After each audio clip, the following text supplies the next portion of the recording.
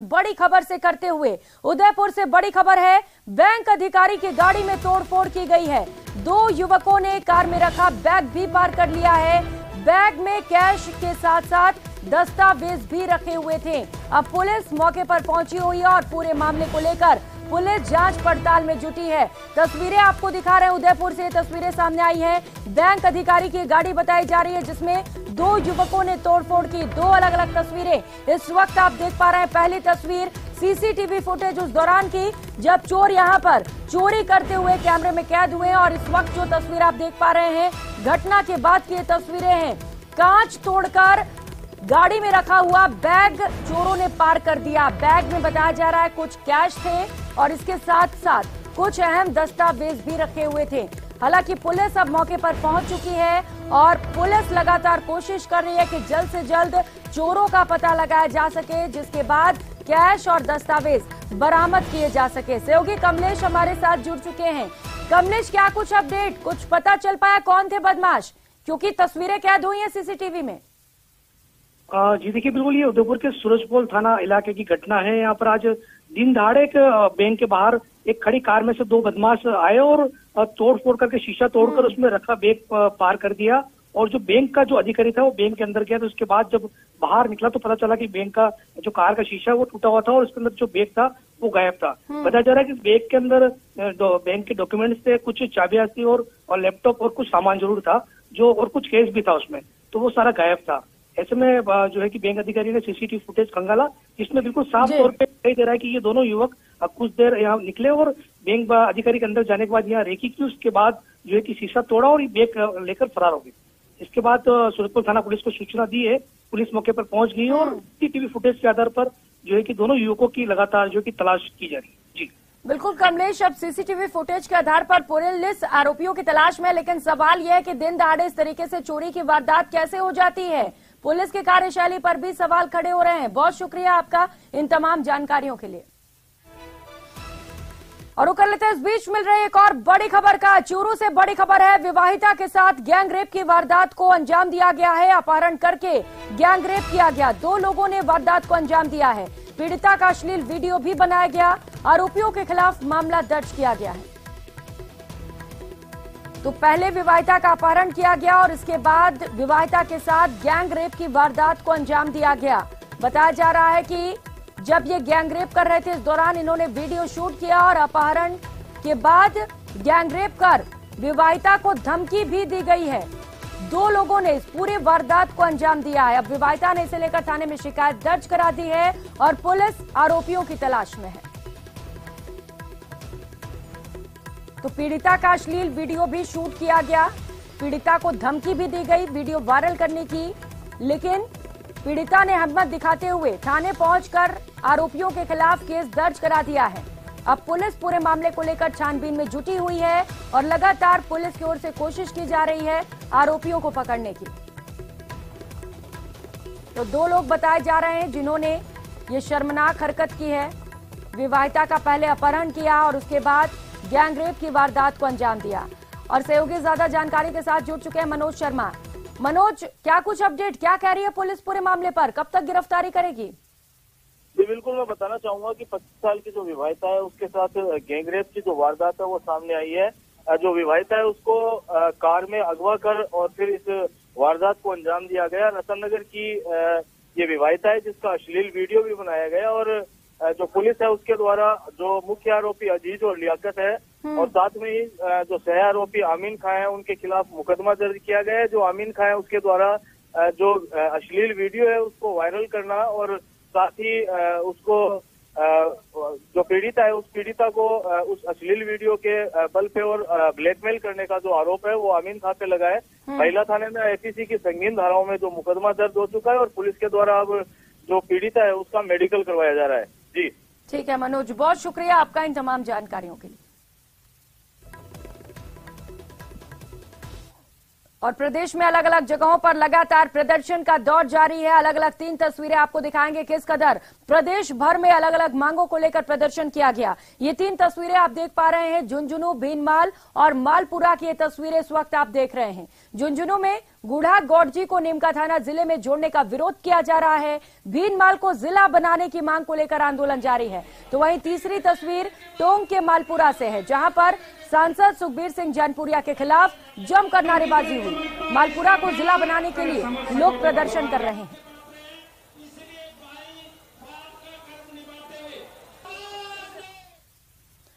तो वही right to health bill को लेकर निजी डॉक्टर्स को अब तक वार्ता का न्योता नहीं मिला है। पीसीसी चीफ से मिलने के 24 घंटे बाद भी वार्ता का न्योता नहीं मिलने से डॉक्टर्स हताश हैं, निराश हैं। अब निजी डॉक्टर्स ने आंदोलन को और तेज करने की तैयारी कर ली है। एक और जहां कल डॉक्टर्स अपने बच्चों के साथ रैली निकालेंगे, ये रैली जेएमए से त्रिमूर्ति सर्किल तक निकाली जाएगी।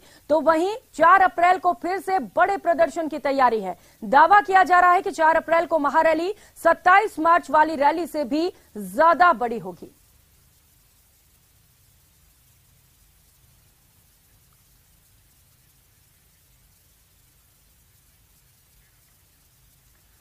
और कांग्रेस की ओर से संभाग स्तरीय कार्यकर्ता सम्मेलन का आयोजन किया गया है। मंत्री प्रताप सिंह खाचरियावास कुछ बोल रहे हैं, सीधे लिए चलते हैं, सुनाते हैं क्या बोल रहे हैं। जब बिल आएगा 100 यूनिट तक बिजली फ्री हो जाएगी, पहली बार राजस्थान में हो रहा है। और तय कर लेना, 100 यूनिट तक बिजली फ्री होने का मतलब है 87% घरों में बिजली फ्री का बिल आएगा।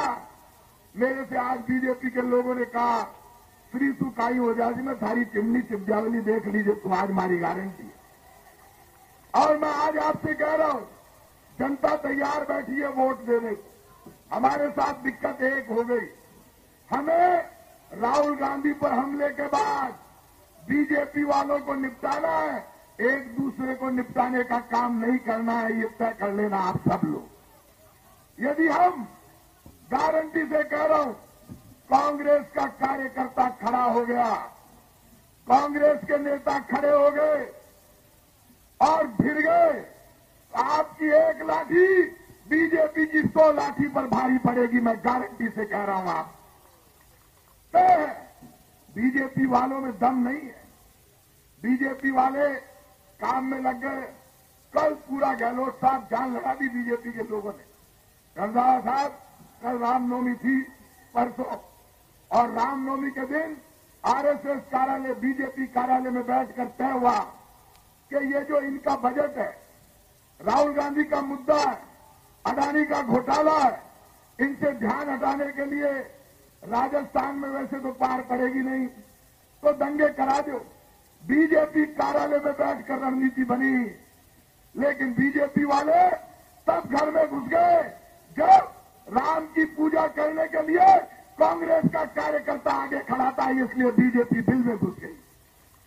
राम इनके बाप का नहीं है, राम हमारा बाप है, राम की हम संतान है सब। महात्मा गांधी गाते थे, ईश्वर अल्लाह तेरो नाम, सबको सन्मति दे भगवान, चाहे गीता चाहे कुरान, सब में बसते राजा राम। ये मेरा भजन नहीं है, ये महात्मा गांधी का भजन है। बीजेपी के लोगों, ये जो डरा रहे हो, धमका रहे हो, जय श्री राम का नारा लगाकर दंगा करवाना चाहते हो, कल कौन से बिल में घुस गए? कल दंगा क्यों नहीं करा पाए राजस्थान में? इसलिए नहीं करा पाए, अब जब अपराधी पुलिस पर गोली चला रहा है तो गोली पुलिस के नहीं लग रही, अपराधी की टांग में लग रही है गोली से, ये भी डर रहे हैं। दंगा करेगा कोई, हिंदू मुसलमान सिख ईसाई कोई भी हो, चाहे वो बीजेपी का हो, चाहे किसी पार्टी का हो, चाहे आरएसएस का हो, जो दंगा फैलाएगा वो जेल में जाएगा, ये तय बात है। इसलिए अब दंगे की राजनीति नहीं चलेगी।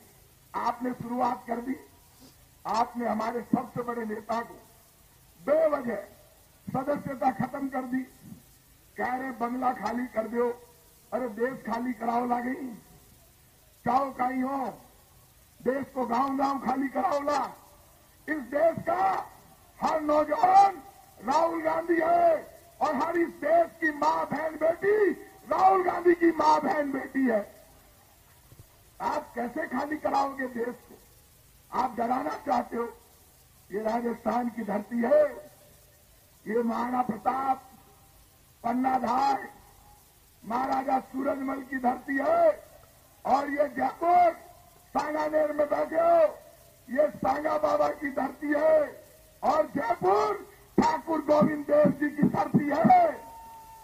इसलिए आज तुम चाहो राजस्थान का एक एक जवान लड़ने और मरने के लिए तैयार है, लेकिन बीजेपी के लोग, आरएसएस के लोग, ये तो क्या हो गया, इन्होंने निक्कर से पैंट को पहन ली, क्योंकि इनको पता है इनका आरएसएस का पदाधिकारी भ्रष्टाचार में राजस्थान में मुकदमा दर्ज होता है, कोर्ट में जाता है, वहां से बेल लेकर आता है। और मैंने तो एक बात को दुख है, बहुत ज्यादा दुख है। वहां के मुख्यमंत्री जी और विधानसभा का अध्यक्ष सीधा है, लोकसभा का अध्यक्ष ओम बिरला जी ने बुलार में माड़ा फेराई। वो लोकसभा अध्यक्ष इसको बड़ो धोखो करो, क्योंकि वहां का नेता ही निलंबित कर दियो लोकसभा से। पाप की पराकाष्ठा है। और मैं डर रही हूं, मैं बार बार माड़ा फेराओ, मैं जानूंगा ओम बिरला जी कितना बड़ा नेता। आप लोकसभा अध्यक्ष हो, कानूनन आपको सम्मान है, लेकिन ओम बिरला जी माइक बंद करने से आप नंबर बढ़ा सकते हो प्रधानमंत्री जी की नजर में, लेकिन जनता में नंबर कम हो गए। आपके राजस्थान की जनता, आप ये तो एक कोटा में मुख्यमंत्री अशोक गहलोत की ओर से बड़ा बयान सामने आया। उन्होंने कहा कि डॉक्टर्स की हड़ताल पर बोलते हुए आरटीएच पर मुख्यमंत्री अशोक गहलोत का ये बड़ा बयान आरएसएस की लॉबी बर्बाद कर रही है। मुख्यमंत्री अशोक गहलोत की ओर से यह बड़ा बयान सामने आया है। आरटीएच को लेकर कुछ डॉक्टर्स ने गलत फहमी पैदा की, आरएसएस से जुड़े लोग गलत फहमी पैदा कर रहे हैं, चिकित्सकों को आरएसएस की लॉबी मदद कर रही है। तो कोटा मुख्यमंत्री अशोक गहलोत पहुंचे हुए थे, जहां पर उन्होंने ये तमाम बड़े बयान दिए हैं। सुनाते हैं आपको। बात करी सरकार से, चीफ सेक्रेटरी से, फाइनेंस सेक्रेटरी से, खुल के बात हुई। जो सुझाव दिए हमने मान लिए, उन सब सुझावों को सब मान लिए। उसके बाद में 4-5 डॉक्टरों के लिए गद्दार लोग थे, कैसे चले गए हमें पूछा क्यों नहीं। और वो आरएसएस से संबंधित डॉक्टर है, वो लोग आरएसएस से संबंधित। मैं आरोप लगा रहा हूँ, आरोप नहीं लगा रहा हूँ, सच्चे बता रहा हूँ आपको। 2 डॉक्टर आए थे दिल्ली से, मुझसे बात करके आए टेलीफोन से, तो मैंने कहा जाके मिल लीजिए आप फाइनेंस सेक्रेटरी से, अखिल अरोड़ा जी से। यहाँ मिले नहीं, बहानाबाजी करी, गवर्नर साहब मिले, चले गए वापस इनको भड़का करके। वो भी आरएसएस के लोग हैं। तो आरएसएस की एक लॉबी जो है वो बर्बाद कर रही है, डॉक्टरों को गुमराह कर रही है। और डॉक्टर गद्दार है, गद्दार के चक्कर में एक हो जाते हैं बेचारे, क्या करें। भले लोग हैं वो भी, प्रतिष्ठित लोग हैं वो लोग भी, सारे डॉक्टर वो सीनियर डॉक्टर थे, और कई इन्होंने अकेले बात कैसे कर ली और नेतागिरी कर रहे हैं वहां पर। नेतागिरी का वक्त है क्या? लोग तकलीफ पा रहे हैं, अविलंब स्ट्राइक खत्म करनी चाहिए। और जो उनकी समस्या अभी भी है, अभी तो कानून पास हुआ है, नोटिफिकेशन जारी होगा तब लागू होगा कानून, नियम कायदे बनने बाकी है, उसमें और उनकी कोई गलतफहमी दूर कर लेंगे हम लोग, और क्या कह सकते हैं हम लोग। तो जयपुर में कॉमर्स कॉलेज में प्रवेश को लेकर हंगामा हुआ। परीक्षा में लेट पहुंचने पर छात्रों ने जोरदार हंगामा किया। कॉलेज के बाहर वीआईपी मूवमेंट के चलते कुछ छात्र थोड़ी देरी से पहुंचे। छात्र नेता महेश चौधरी और कॉलेज प्रिंसिपल के बीच जमकर नोकझोंक हुई। आधे घंटे के बाद हंगामे के बाद लेट हुए छात्रों को परीक्षा केंद्र में दोबारा से एडमिशन दिया गया। सोशल मीडिया पर हंगामे का ये वीडियो तेजी से वायरल हो रहा है।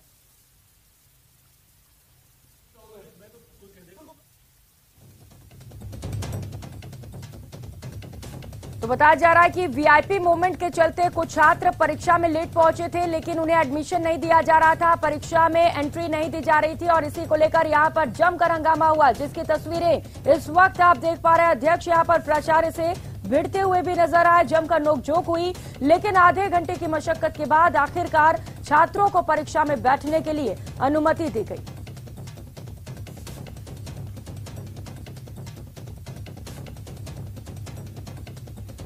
तो ये वीडियो आपको दिखा रहे हैं, जमकर ये वीडियो वायरल हो रहा है। परीक्षा में लेट पहुंचे ये छात्र हैं, जो वीआईपी मूवमेंट की वजह से बताया जा रहा है कि लेट पहुंचे थे, लेकिन इसके बाद इन्हें एंट्री नहीं दी जा रही थी क्योंकि देरी हो गई थी। लेकिन काफी मशक्कत के बाद आखिरकार इन्हें एंट्री मिल गई।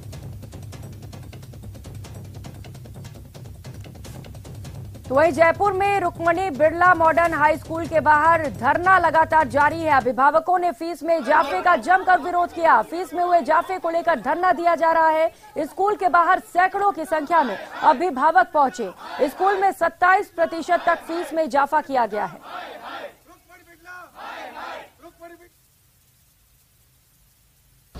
मैम देखिए, सबसे पहले जब हम हाइक फीस की बात करते हैं तो कोई भी अगर आप चीज बढ़ाते हो फीस में, अगर आप इसमें बढ़ाते हैं उसको, तो आपको उसको सूचना पहले देनी चाहिए। अब आप हमें अचानक से इस चीज को बता रहे हैं, अभी हमारे पास कोई रास्ता नहीं बचता इस तरीके से। अगर हमें पहले बताया जाता तो हो सकता है हमारा डिसीजन कुछ और होता, हम कुछ और नहीं सोचेंगे। हम दूसरी जगह करते हैं, ब्लैकमेलिंग है, पूरी दादागिरी है, ये पूरी दादागिरी। इस मामले में एक इनका लॉ भी बता देता हूँ कि एक पेरेंट्स टीचर मीटिंग बढ़नी जरूरी होती है। वो जैसे सेशन चालू होता है उसके 30 दिन के अंदर बढ़नी होती है, पर इन्होंने लेटर ही 8 जून को दिया है कि पेरेंट्स टीचर मीटिंग एसोसिएशन बढ़ाएं। प्लस 6 में एकेडमिक सेशन चालू होने से 6 महीने पहले इनको इन्फॉर्मेशन देना पड़ता है कि हमने इस साल आपकी फीस बढ़ाई है ना। दूसरा, हमारे को फीस के लिए इतना प्रोटेक्ट करना पड़ रहा है, फिर भी लोग बाग कोई भी है स्कूल के कोई नहीं आ रहे। अगर ऐसा ही चलता रहा तो बच्चों को पढ़ाना भारी पड़ जाएगा। खबरों में आगे बढ़ेंगे। रोडवेज में महिलाओं के लिए सफर आज से सुहाना हो गया है, क्योंकि अब रोडवेज की बसों में महिलाओं को आधा किराया ही देना होगा। राजस्थान रोडवेज की बसों में आज से महिलाओं को किराए में 50% की छूट दी गई है। किराए में छूट मिलने से महिलाओं में खुशी है। इससे पहले महिलाओं को किराए में 30% की छूट दी जा रही थी, जिसे 20% और बढ़ाकर 50% कर दिया गया है। सरकार ने राजस्थान रोडवेज के अंदर महिलाओं को किराए में 50% की छूट दे दी है, जो कि आज से लागू हो गई है। इससे पहले 30% छूट महिलाओं को मिला करती थी और आज राजस्थान रोडवेज के ऊपर काफी सारी महिलाएं जो हैं वो सफर कर रही हैं। मैडम, आप बात करना चाहेंगे, आज आपको 50% किराए में छूट मिल रही है, कैसा लग रहा है आज? अच्छा लग रहा है भाई। अच्छा। कहाँ जा रही हैं आप? हम कैला देवी जा रहे हैं। कैला देवी जा रहे हैं। टिकट आपने ले ली? आपने टिकट ले ली? ले रहे हैं। टिकट, आपको 50% किराए में छूट मिल रही है आज से, कैसा लग रहा है? अच्छा लग रहा है। आप कहाँ जा रही हैं मैडम? आप बात करिए ना, कहाँ जा रही हैं आप? आपने टिकट ले ली क्या? नहीं ली। आपको पता है आज से आपको 50% किराए में छूट मिल रही है? अभी तो पता नहीं, अब टिकट काटूंगी तो पता चल जाएगा। कैसा लग रहा है अगर आपको 50% की छूट मिलेगी? हाँ, तो खुशी होगी। खुशी होगी। हाँ जी। ये कुछ महिलाएं हैं जो जयपुर सिंधी कैंप से कैला देवी जा रही हैं या फिर अलग अलग जगहों पर जा रही हैं, और इनका कहना है आदि जो महिलाएं थी वो अवेयर हैं, उन्हें पता है कि आज जो है वो 50% आज से किराए में छूट मिलना शुरू हो चुकी है। लेकिन कुछ महिलाओं को नहीं पता कि उन्हें किराए में छूट मिल रही है, लेकिन उन्होंने कहा कि अगर ऐसा है तो उन्हें बहुत अच्छा लगेगा। कैमरामैन शेर सिंह के साथ आसिफ खान, न्यूज 18 जयपुर। और अब बात उदयपुर की, जहां अंबा माता थाना क्षेत्र में पहले तो एक युवक को किडनैप किया गया, जबरन उसके कपड़े उतरवाए गए, फिर उसके साथ मारपीट की गई, और तो और बदमाशों ने मारपीट का वीडियो भी बनाया और उसे वायरल कर दिया। इतना ही नहीं, युवक को तलवार और पिस्टल का खौफ दिखाकर डराया और धमकाया भी गया। वीडियो में पीड़ित युवक के साथ दरिंदगी साफ दिख रही है। वो गुहार लगा रहा है, रहम की भीख मांग रहा है, लेकिन इन हैवानों पर इसका कोई असर नहीं पड़ रहा। पीड़ित ने पुलिस में शिकायत की है। फिलहाल पुलिस पूरे मामले को लेकर जांच में जुटी है।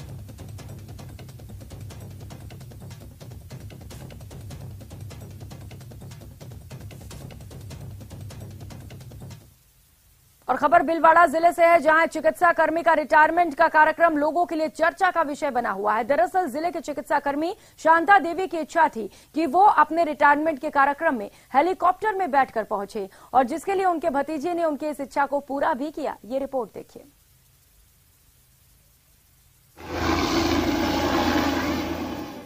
रिटायरमेंट कोई विश्राम नहीं, बल्कि जिंदगी को फिर से नए अंदाज में जीने की शुरुआत है।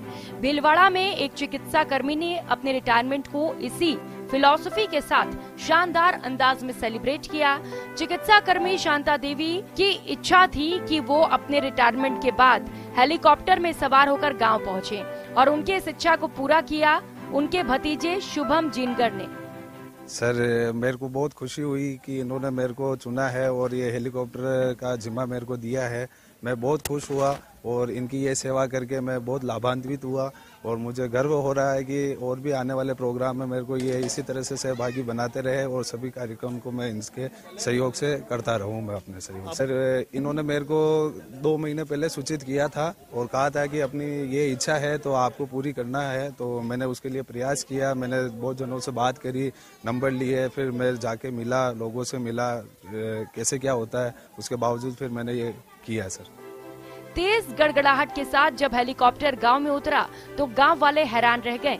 अपने ऑफिस से गांव तक हेलीकॉप्टर का सफर कर शांता देवी काफी खुश नजर आई। सर मैंने उड़ते हुए जो हेलीकॉप्टर देखा था तभी मेरी इच्छा हुई थी कि मैं भी अपनी सेवानिवृत्ति की तब हेलीकॉप्टर में बैठ के मैं अपने घर पे जाऊंगा। मेरा जो इच्छा थी वो पूर्ण हो चुकी है। बहुत अच्छा महसूस कर रही हूँ मैं। बहुत जो मेरा सपना था वो पूरा हो चुका है। मेरी जो इच्छा थी वो पूर्ण हो चुकी है। बस हेलीकॉप्टर से मांडलगढ़ आने के बाद वे फिर भीलवाड़ा शहर पहुंची, जहां अपने रिश्तेदारों के साथ नई जिंदगी की शुरुआत की खुशियां मनाई। बुआ जी की अंतिम इच्छा थी कि रिटायरमेंट के बाद हेलीकॉप्टर में सफर करके अपने रिटायरमेंट के कार्यक्रम में पहुंचे और वो कहीं ना कहीं आज पूरी हो चुकी है। वीडियो जर्नलिस्ट अंकुर सनाटे के साथ राहुल कौशिक, न्यूज 18 भीलवाड़ा। बदलते दौर में हेलीकॉप्टर से बारात और दुल्हन लाने की बात आम हो चली है, लेकिन दौसा में जब दुल्हन बैलगाड़ी पर सवार होकर ससुराल आई तो पुराने जमाने की यादें ताजा हो गई। ये रिपोर्ट देखिए।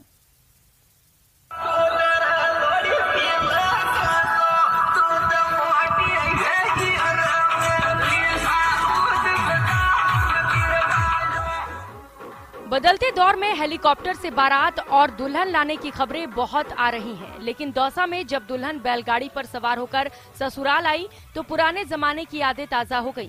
तस्वीरें लालसोट की हैं, जहां दूल्हा अपनी दुल्हनिया को लाने के लिए न हेलीकॉप्टर लेकर गया और न ही कोई लग्जरी कार, वो तो लेकर गया बैलगाड़ी। बारात जब दुल्हन के दरवाजे पर पहुंची तो पुरानी परंपराओं की याद आ गई।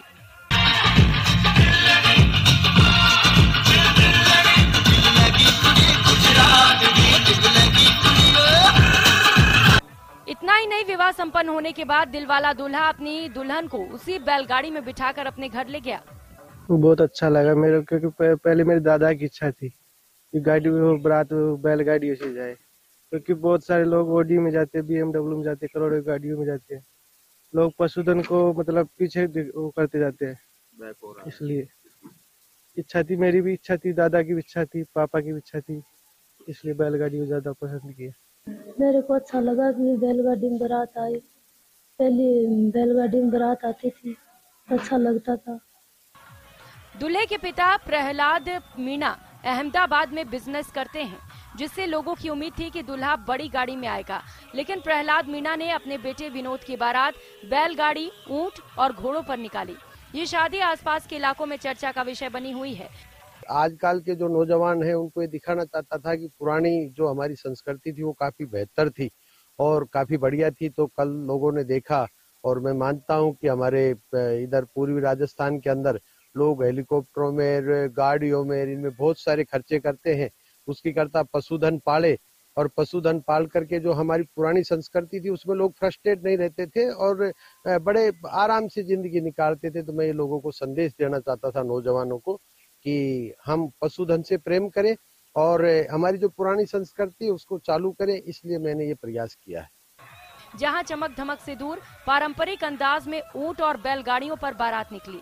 बारात के लिए ऊंटों और बैलों को उसी अंदाज में सजाया गया जैसे पहले सजाया जाता था। जब बारात सड़क पर निकली तो देखने वाले भी दंग रह गए। एक साथ सजी 8 ऊंट गाड़ियां, 10 ऊंट, 7 बैलगाड़ियां, 10 घोड़े, बारातियों का उत्साह देखते ही बनता था। बारात को अहमदाबाद से रायलपुरा पहुंचने में 3 घंटे का वक्त लग गया।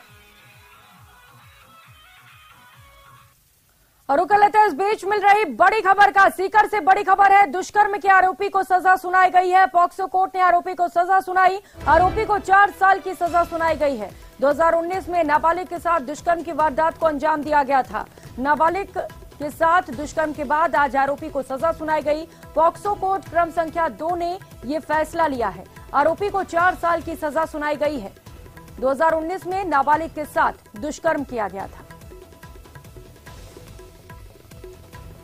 तो दुष्कर्म के आरोपी को सजा सुनाई गई है। पॉक्सो कोर्ट की ओर से यह फैसला लिया गया है। 4 साल के लिए आरोपी को सजा सुनाई गई है। बताया जा रहा है 2019 का यह पूरा मामला है, जब नाबालिग के साथ रेप की वारदात को अंजाम दिया गया था। इस मामले को लेकर आज कोर्ट ने अपना फैसला सुनाया है और आरोपी को 4 साल की सजा सुनाई गई।